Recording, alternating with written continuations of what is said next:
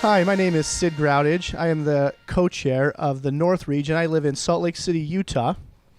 And I'm Kimber Griffiths. I'm co-chair of the North Central Region, and I live in Michigan. And today we're with Harvey to tell us a little bit about what's going on with his event. My name's Harvey Dutel. I'm with Relay for Life of Farmington Valley in Connecticut. Harvey, can you tell us a little bit about how your event mentors and recruits your teams?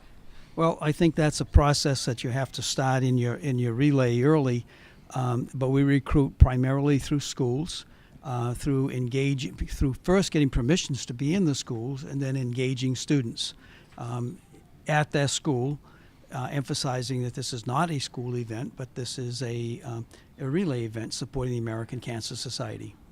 All right. What do you do with mentoring them through once you get them connected? I think mentoring them, there are a number of things that we do. Primarily, team captain meetings are very helpful. They're focused on, we have monthly team captain meetings focused on what they need to do that particular month. I send out an email every Friday to the team captains, and it emphasizes two things. One is the piece of the email is for the team captains to send to the team members, and the other part is for them as to what they need to be doing or should be doing in the next month. All right. Great. Like you said, we've heard that you've had a lot of success in recruiting youth. How have you been able to get into those schools and recruit the youth to be a part of your event? Well, I think that's just doing it. I think a lot of it deals with making contacts within a school. If ELT wants to get involved, then I think first you look at your ELT. Who on your ELT is connected to a school? Who could open a door to you to get in to sit with the principal, the athletic director, the head of some organization or some club? If they don't have those kinds of connections within your ELT, then what you need to do is to do some research. I basically send out cold call letters describing what Relay is, how it fits into the school, and maybe the possibility of my becoming involved with the students. Very interesting. That is really that's a great way of doing that, and love to see the youth get involved in your event. So what's your favorite part of Relay for Life? My favorite part of Relay for Life is that it brings together vast group of people from the community who collectively work together to raise money to support the missions of the American Cancer Society. Thank you so much for joining us today, Harvey. We congratulate you being a top performing event and look forward to hearing wonderful things you're doing next year. Thank you very much.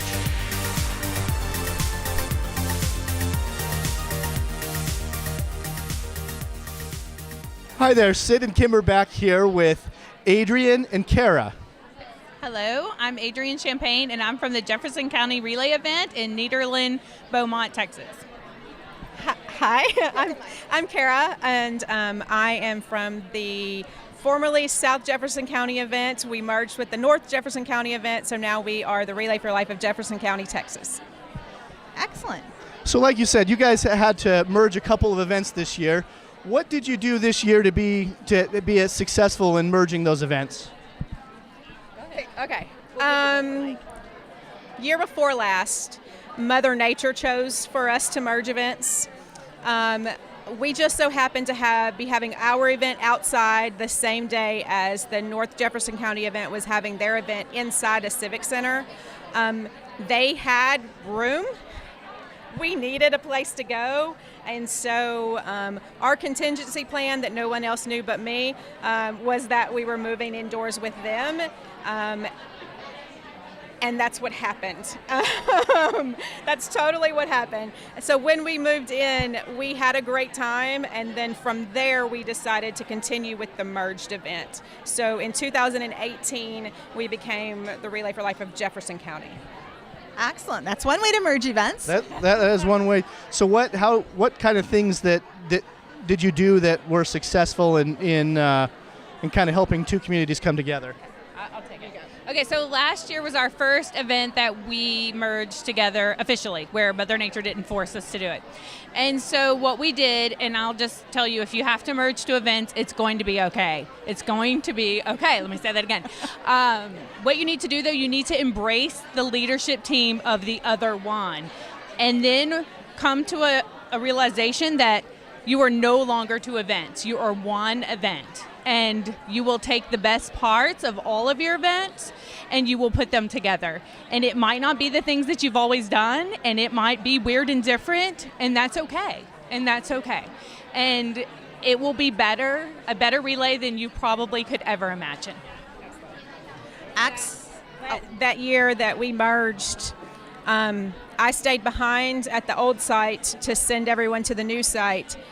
I'm gonna get chills. When I walked into the new site, the two leadership teams were sitting together at a round table, one every other. They were hunkered together, going through the timelines and going through the event scripts, and they were really working so hard just together to merge that event at the last minute, that it just really showed what true leadership that we had for those two events. Excellent. So it sounds like you had a really good scenario, but I'm sure there were some obstacles and some challenges besides the weather as you've moved forward as one new event. So can you share not necessarily the obstacles, but what you did to overcome those or how you worked to solve those? I can. Okay. So what happens is when you have two events that merge, you have two leaders for, let's say, survivors. You have two leaders for your fundraising. And what needs to happen, and I can tell you from experience, is that those two people need to pair up. They need to be a team. They are now friends. And they need to openly communicate, not a month before relay starts, but 6 months before relay starts. So come January, they're your new best friend, and y'all are going to go through this change together. It kind of sounds a little challenging, but I can tell you, I was one of the people sitting at that table that she was talking about, and my counterpart was sitting there, and it wasn't, oh, this is how we do it, this is how we do it. It was, what can we do to fulfill the mission? And how can we make our survivors feel welcome? And so those are the things. If you go back to the mission, then everything else will be okay. Great, thank you. Now, you've been amazing and had great things. You're here as a top performing event, but what are your new heights that you're aiming for in 2019?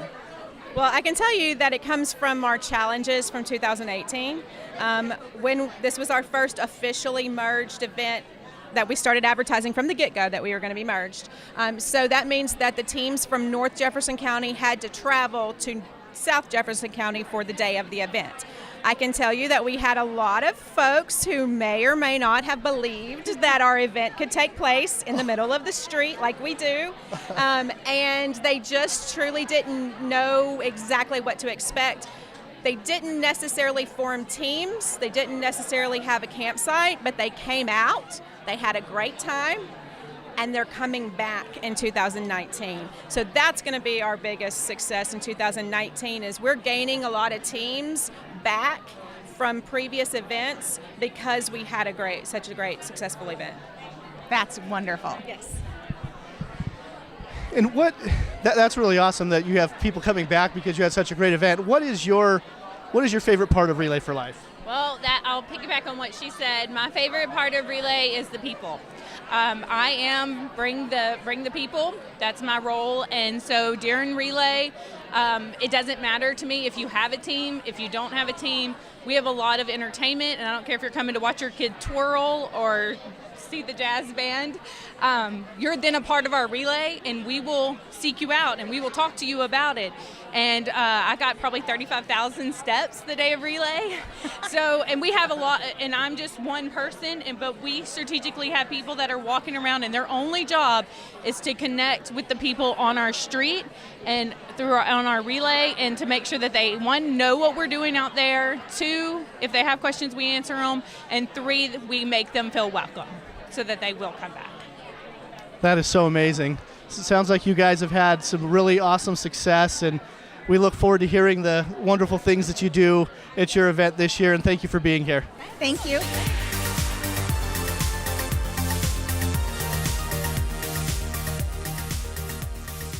Hi, I'm Kimber. We're back with Sid, and this time we're joined by Sandy.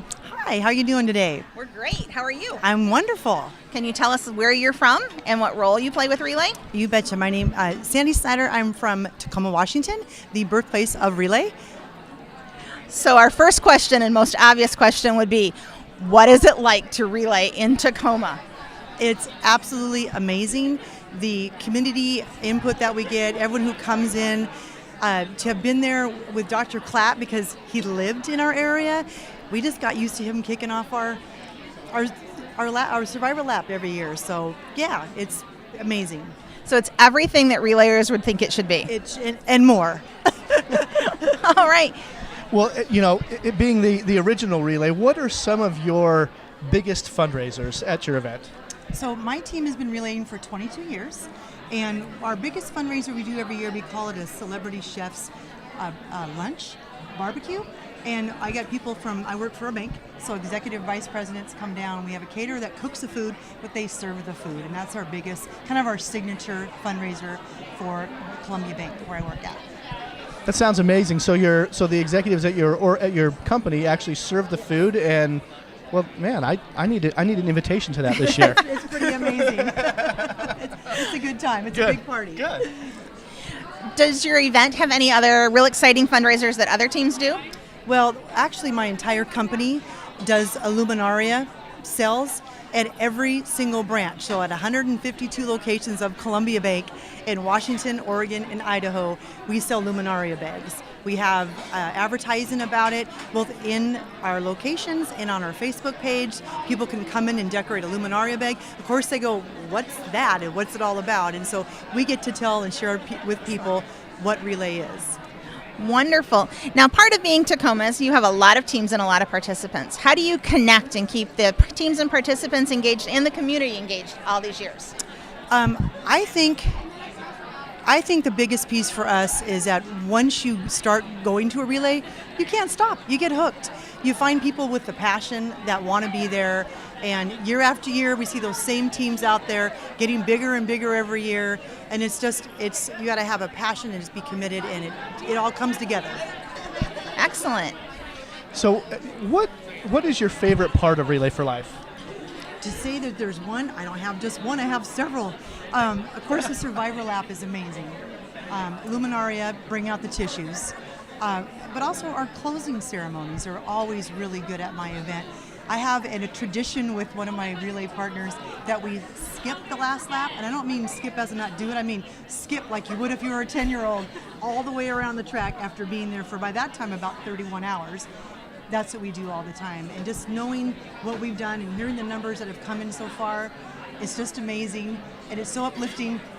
It's hard to describe. It's amazing. That's, I'm with you. I can't really pick one of my favorite parts, but that sounds like a great way to end your event. And we just want to thank you for being here and look forward to hearing all the wonderful things that are happening in your event this year. Thank you so much. Thank you. Thanks. Thank you.